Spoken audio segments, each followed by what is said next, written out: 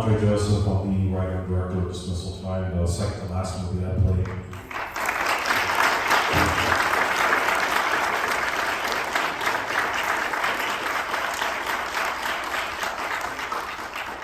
And hello, I'm Stephanie Glover, the writer and director producer of Blueberry, which is the first one.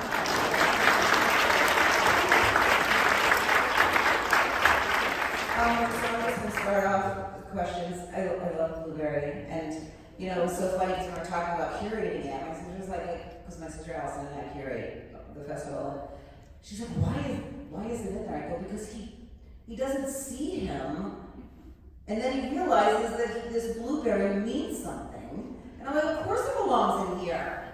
You don't see me, but I see you, and so that's why we lead it off. We led off with Blueberry. So why don't you tell us a little bit about why you made this film, and same with you when we talk about Dismissal Time, but I'm just really curious about what the thought process was about going in and making that. So I guess it was a comparative palate cleanser. I guess it like started off everyone happy hopefully, and then crush. But I had been looking to make an animated short for a while. And I have a nephew who's here actually, who's outside though playing because he wore glasses on this. But he kind of inspired me because he's really into eating. Like he loves fruit snacks. He doesn't love blueberries that much, but if a fruit snack falls on the floor, he has to eat it. If a cookie crumbs in the middle of the couch, like it doesn't matter. It's important that he has to eat it. So I thought, what would happen if a kid was like that and really determined on something if the world was kind of disrupted and one of their food came to life, and how would they deal with that, and what would that teach them about life? So that's how it kind of came about. So yeah.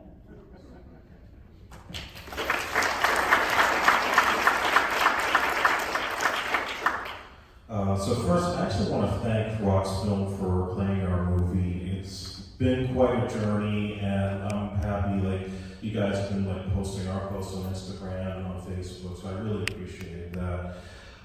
So the way that Dismissal Time came about, so a lot of what we saw actually did happen to me when I was a freshman in high school. I went to a Catholic school in Staten Island in my freshman year, and long story short, there was a girl that was on my race that I liked. Her friends weren't into me for whatever reason, and what happened one day, somebody was spreading rumors that I had written some sort of hit list of kids I didn't like, and I didn't believe it. I thought it was nonsense. And then the Columbine shooting happened, and the very next day I got called to the guidance counselor's office. He shows me a physical copy of this thing, and I said, there's no way that I wrote this thing, even with my email address and everything on there. I don't know who got it, who put my name on it, but it wasn't me.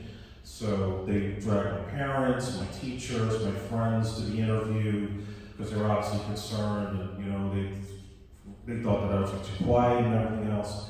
And ultimately, they came to the conclusion that, he probably didn't do it because nobody has anything bad to say, so, we'll do a school assembly, we'll make an announcement just to get this cleared up. But when they did the assembly, they announced the school dance instead, just completely swept it under the rug. And I kept it to myself for a very long time. I left that school after that to go to public school. And then when COVID hit and we were all locked down and George Floyd was murdered, a lot of those feelings started to spur up again. And because I was home and it just was starting to get to me and those old memories were starting to come back, I realized I had to write this as a script. And what I saw even researching it, there were other schools similar to the one that I went to that had incidents that went unreported, like the ones you saw in the end credits. So I took a little bit of those stories to inject to say that this is still happening, and we have to bring light to it because it's a really messed up situation that doesn't get on MSNBC or CNN every day because we get caught up in other things, and we have to really bring light to it. We have to be aware of what's happening in our schools. Can you talk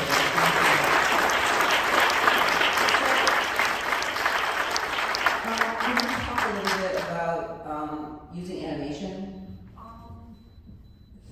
Do you want to talk for an hour? Well, I know. Just so that one of the things that we've noticed at ROXFILM over the last 25 years is it's been hard finding Black animators or Black animated films, right? And now that seems to be, you know, we're moving towards that, which I think is wonderful. And, you know, we've had a couple of them. We work with Comics in Color to do screenings of animated films at their festival and try to bring as many here. But I think it's a great, you know, I think it's a great medium for communities of color and filmmakers of color to be. Yeah, well, I would say it's not a low barrier to entry, so that could be, Right. like if you're going to choose to make a short film, a sane person would make a live action film. So, whatever that says about me. But just because of the process itself and because you need a large crew regardless, but you kind of need specific type of technical disciplines in order to reach a certain level of quality, which is hard to find if someone isn't already like, you know, working at DreamWorks, you know, so you have to kind of find, recruiting is hard. I probably recruited for a year and a half. Wow. Like to find people that were like in that sweet spot of like capable enough to do it, but like Disney hadn't taken it away. And I actually lost 2 people to Disney. So that is a thing that happens. But I would say maybe that's why, just because of the added complications. And I think people are sometimes a little afraid of it. Like, oh, when I go to festivals, people are like, animation's so hard. And, you know, I think film in general is hard, but I think if you're passionate about it and you want to do it, it's very possible. Like, you know, I'm also not an animator, so I wrote it, I directed it, I produced it, but, you know, I was able to find people that kind of believe in the idea and the story and, you know, wanted to make it happen. So it's very doable. I've done it before. And I think that's important. It's important what you say is finding someone and people that believe in the story and want to make that story and bring that story to life. Can you talk a little bit about that too? Oh yeah, so Lisa who plays the actress who plays Vance, she was my acting coach for a few years. She actually worked on my very first feature film many years ago. And when I wrote the script and I knew that the teacher, who was a composite of a number of teachers that I've had over the years, she was the first person that I thought of right away and wrote the script in mind with her. So once I brought her on board, she was able to help me with finding many of the other actors that you saw in the film, and also with helping me with some of the locations that we got. We shot in South Jersey and Philadelphia. And what was so great about it was, this is probably one of the first times I had maybe one of the best crews I ever worked with, because we were obviously shooting during COVID, so like in fall of 2021, when some places were still not fully open yet, and still had to wear masks and take our protection here and there with the masks and sanitizer around. But everybody on board, from the crew to the extras, they wanted to do this thing, and it didn't matter whether they were getting paid or not. They just believed in the story and the cause of it, and really just wanted to put in their full effort. And I think that really said a lot about just the collaboration. And it was a mixture of people. You know, it was black, it was white, it was Hispanic, and everybody saw that story exactly the same way, because everybody had a similar experience. So it was just really wonderful to do. Any questions from the audience? So, both of your films were fantastic. So, have you thought about using, not for this one, but in the future, using voiceover with your animation? Yeah. In this instance, I didn't think it was needed, and Yes. an extra hassle. But I mean, I have longer things that I would like to make happen where that would be a reality. But you know, baby steps. So yeah.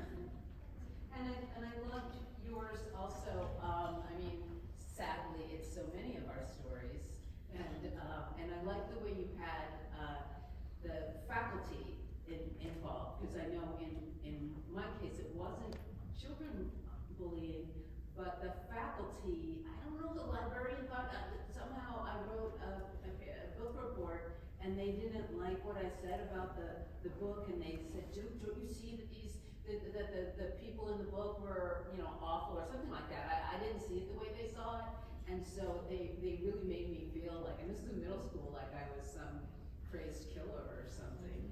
And it was just weird. It was funny because you say that, and I was like, yeah, it did stay with me. Yeah, I'm glad you brought that up, because we spoke to a lot of teachers as we were developing the story, and you know, it's something we don't really talk about as much. We talk about the bullying when it comes to kids, because kids can be mean and sometimes insensitive with other people's feelings. But they never talk about these administrations when they actually do want to reach out and help a student in any situation that doesn't involve getting good grades. And then when they try to take that action, they get reprimanded for whatever reason, state quotas and whatnot, and they don't ever talk about that because they always have that fear of losing their job. So why not have a teacher that is willing to go above and beyond for their student to the point where they say, you know what, if this is where my salary is going to stay quiet and not do anything about it, I don't need to be here, you know? And that was something I really wanted to explore.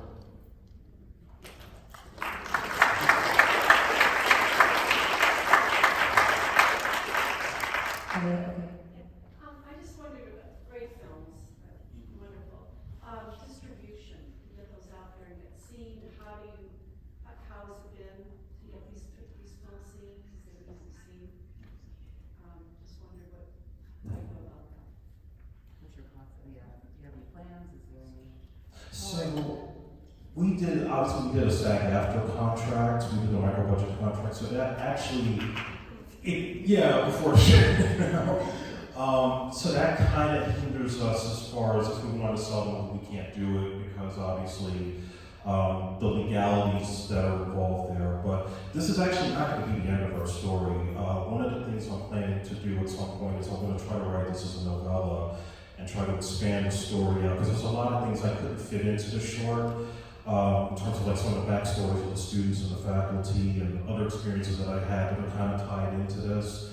And hopefully down the line have a pitch deck together to do this either as a series or a feature film down the line with some named actors involved. So this way we can expand it out and really put more substance to the story as it is.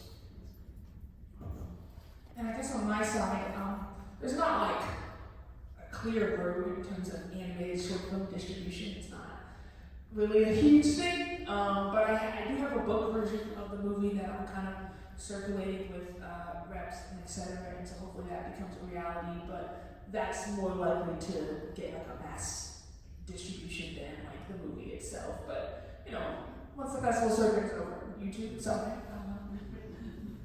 Great. Any more questions? Oh, one more. Okay. I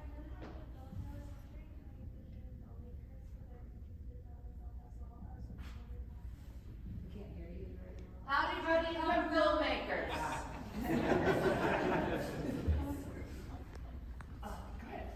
Yeah, so for me, a lot of it started with just watching a lot of cartoons as a kid, watching, movies like Roger Rabbit or Howard the Duck, and taking my toys and reenacting them, everything that I saw on TV and on film. And when I was a little bit older, me and my cousins were writing a lot of story ideas, and my uncle, who's living with my grandmother, we used to stay at my grandmother's house when my mom and dad were working, and he had just gotten one of those old VHS cameras, and we wanted to use it to film some of the skits we were writing, but we were like 10, 12, he wasn't going to let us use it because he was afraid we were going to break it. So we were on a summer vacation in South Carolina in 1997, and my mom had just gotten a camera, and we made some few friends in our hotel, so we said, can we use the camera to shoot a film? And we did like this little detective movie, and I was hooked after that. And every weekend I would get my friends together, my cousins together, and just write different ideas and put them together as short films. Now, my parents didn't think I was serious about it. It was one of those fads that was going to go away. But they're like, you know what, let's see if you can really do this. We'll put them in New York Film Academy. So I did the summer program in 2001. It was a 4-week program in the city in Manhattan. And, now I learned how to shoot 16 millimeter and how to block actors and light and do editing on an old Steenbeck table, and pretty much that set me off from there. And I got my BA degree down the street at Emerson College, so that's how I began.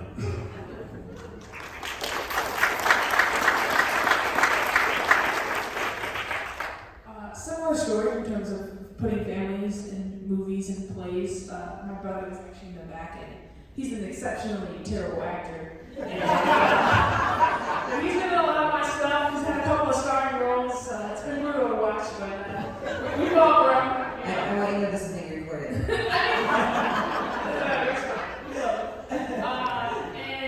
I was really drawn to telling stories and writing, and I was like, I'm gonna go move to Los Angeles and be a writer. And there's some twists and turns, but I do write now. And I wanted to make something as well, like just start doing some filmmaking outside of just writing it, like also direct. And so I decided to make this because, like, why not? So yeah, I don't even know if that really answered your question, but basically, I didn't go to film school. I don't know, I just felt like I kind of had to know what I was doing, and it ended up being okay. So maybe just go for it, you know, and we'll see what happens. Yeah. I mean, it's true. A lot of people do just fall into it because you're storytellers and you're passionate about telling those stories. So it can go either way. So thank you all for coming. We need to move out of the museum. We are back here tomorrow for another 2 sets of short films. So if you love shorts, come by. They're really great. I don't think they're as heavy. And we are also, you know, at the festival until the 28th, which is Wednesday, where we close the festival with Casey Lemons, who did I Want to Dance with Somebody, Harriet, Talk to Me, and a number of other films. And we're screening her first film that she ever made, which was Eased by It. So that is a closing night film. So we hope to see you. Thanks so much for coming.